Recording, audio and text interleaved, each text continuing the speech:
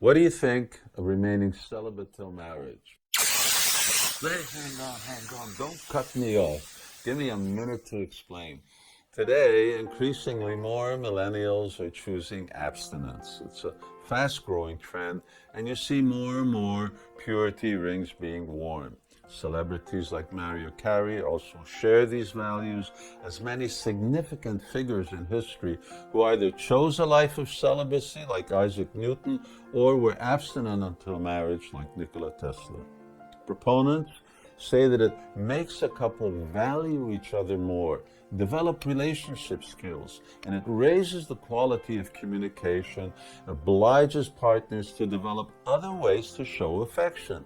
It assures a higher rate for subsequent marriage, and most importantly, that they want to save themselves for that special person with whom they will live for life.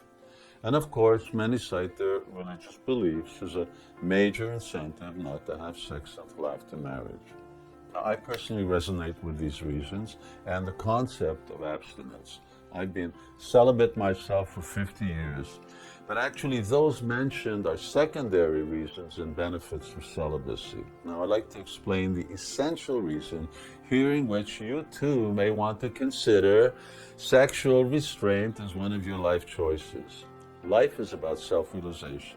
And self-realization is about connecting with our spiritual essence, which means disconnecting from the idea that we are this body. But sex, along with the intense pleasure it generates, is an activity that reinforces a mistakenly bodily identification. Now, for that reason, yoga texts emphasize that sexual activity should be controlled and limited. And here's the punchline. Sex is meant solely for begetting children. It's not about enjoyment. It's not about contraceptives, and it's certainly not about abortion. It's about having children. And that's it. Period. When a person lives a life of such abstinence, he or she can overcome the demands of the senses and overcome bodily identification and really come in tune with his spiritual essence. Now, you may say, wow, if I give up sex pleasure, what do I get in return?